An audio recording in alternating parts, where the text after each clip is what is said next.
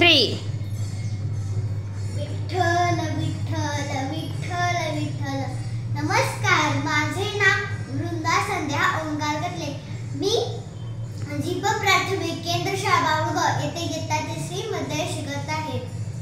माझा मराठी बोलू कौतुके परी अमृतातेही पैजात जिंके. अशा मराठीचा अभिमान सांगणाऱ्या ज्ञानेश्वराच्या छोट्या बहिणीची म्हणजेच मुक्ताईची एक गोष्ट मी तुम्हाला सांगणार आहे. वेळ दुपारची. ज्ञानेश्वर माधुकरी मागत होते. झोळे थोडेसे पीठ होते, पण 4 भावंडांना पुरेसे नव्हते.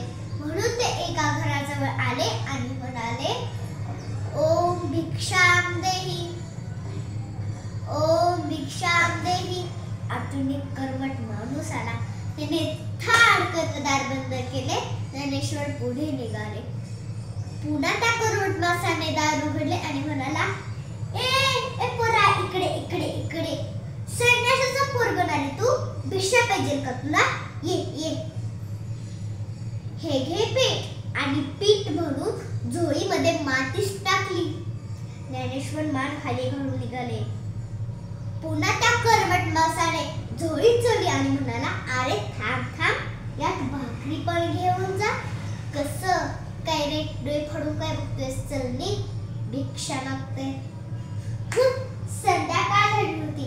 इकडे मुक्ताईने विठ्ठलाच्या मूर्तीसमोर साजवात लावली. ही मूर्ती तेवढीच तिच्या आईबाबांची आठवण. तिने हात जोडून रामरक्षा म्हणून राहिली. तिला चवळ आली की ज्ञानदादा आलाय म्हणून तिने पटकन रामरक्षा ओळखली आणि आपल्या भावांसाठी पारणं मांडली.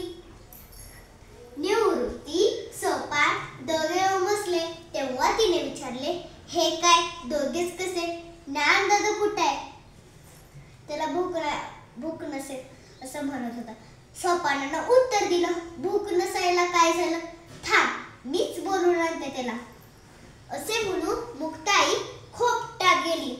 हे खोपट म्हणजे तिच्या ज्ञानदादाची एकांत जागा. गवत असलेल्या जागेत तो लहान यंतवा जाऊन बसायचा. दादाची जोडी तर इथेच दिसते. अगं बाई, या जोडीतून माती आणि शेणाचे गौरव कोणी दुष्टाने केले असेल, म्हणूनच ज्ञानदादा रुसून बसलाय. ए ज्ञानदादा, ताटी उघडा, ताटी उघडा ज्ञानदादा. ज्ञानदादा ऐकलंस? चिंता क्रोध मागे सारा, ताटी उघडा ज्ञानेश्वरा. योगी पावन मनाचा, साही अपराध जनाचा, ताटी उघडा ज्ञानेश्वरा. विश्वरागे झाले वन्नी, संत सुखे व्हावे पाणी. विश्वपट ब्रह्मदोरा, ताटी उघडा ज्ञानेश्वरा. ए ज्ञानदादा, कोणी वाईट वागलं तर क्षमा करावी हे तू सांगतोस ना, आणि स्वतःच रागवून बसलायस. अरे, शेत उगवतं तिथे तण असायचेच, फुले फुलतात तिथे काटे खुपायचेच, केवढा फुलतो तिथे नाव निघायचेच. असं रे काय दादा? दाताने जीभ चावली तर कोणी 32 तोडतं का? तुम्हा सत्तमंडईवर तर खूप मोठी जबाबदारी. ए दमले ज्ञानदादा, पाय दुखले माझे. तुला तुझ्या बहिणीची दया नाही येत का?